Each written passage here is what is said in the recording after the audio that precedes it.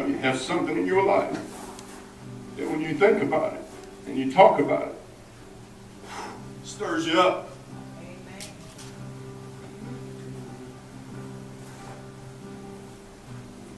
5 years ago, almost to this day, the love of my life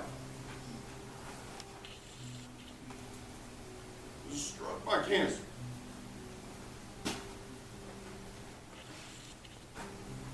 Doctor said it ain't good. Went to the Lord and said, Lord, why is this happening? Why is this in my life? It ain't fair, right? Ain't fair. Stuff that you had to deal with ain't fair. But my wife, not one time did she ever say, this ain't fair. The only thing that got us through that, God bless it, it's a happy ending, guys. It's a happy ending. Cancer's gone, everything's good. Shouldn't be up here.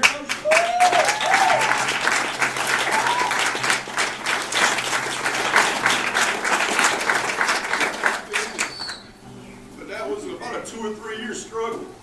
But that was in the fight of my life. She was too. And I know you've been in the fight of your life. And the only thing there that can make sense of anything is that God was with me. God was with her. God's love is an amazing, amazing thing. And if you get a chance today, and I know we've done this a couple of times, if you get a chance today, do this privately. This ain't something that needs to be done as a group. Do this privately. I beg you to do this at some point today. Take this seriously and do it because it's what got me through.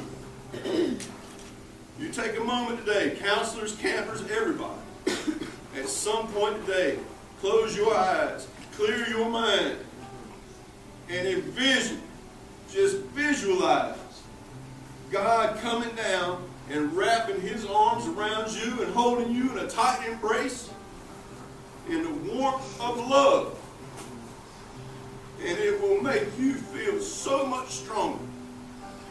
Like you have him there right with you. And in the toughest of times, guys, in the toughest of times, he never leaves you. He said, I will not leave you an orphan. I will not leave you here by yourself to deal with this world, because this world is tough. If getting to heaven was easy, everybody'd be there. This world is tough. And unfortunately, God's children aren't protected by a force field, and nothing bad is ever going to happen to us. That does not mean God isn't there with you. In fact, it means he is with you stronger than you could ever imagine. And so when you feel like you have nobody, when you feel like what you're dealing with is not fair, when you feel like somebody else has got it easier than you, and that ain't right, just know that God is there, right there with you every step of the way. He is right there holding your hand. He is right there ready to wrap his arms around you and embrace you and love you and pull you through. Now, if you'll indulge me, I want to read you a scripture that is the most important scripture to me. It is part of my life. I wish I didn't have to look it up so quick. I should have had somebody to do that. Here we go.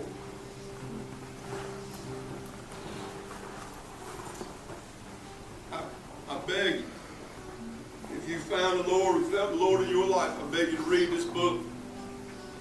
I beg you to find a scripture that you can fall back on and have there when you need it, because it will give you strength. If I speak in the tongues of mortals and of angels, but do not have love, I am a noisy gong or a clanging cymbal. And if I have prophetic powers and understand all mysteries and all knowledge, and I have all faith so as to remove mountains, but do not have love, I have nothing. That's God telling you that if you have the power to go out and move mountains and you don't have love, you've got nothing. You got nothing.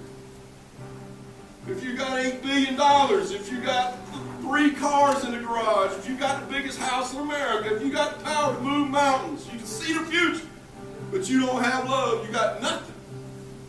Nothing. That's what God is telling us. If I give away all my possessions, if I hand over my body so that I may boast, but do not have love, I gain nothing. Love is patient. Love is kind. Love is not envious or boastful or arrogant or rude. It does not insist on its own way. It is not irritable or resentful. It does not rejoice in wrongdoing, but rejoices in the truth. It bears all things, believes all things, hopes all things, endures all things. Love never ends. But as for prophecies, they will come to an end. As for tongues, they will cease. As for knowledge, it will come to an end. For we know only in part, and we prophesy only in part. But when the complete comes, the partial will come to an end. When I was a child, I spoke like a child. I thought like a child. I reasoned like a child. When I became an adult, I put an end in my childish ways. For now we see in a mirror, dimly. But then, when we get to heaven, we will know face to face. Now I know only in part. Then I will fully know and fully be known. And now faith, hope, and love abide. These 3, God's gift to you, faith, hope, and love. And this is what God's telling you, and the greatest of these is love. The greatest of these is love. Let's say a quick prayer.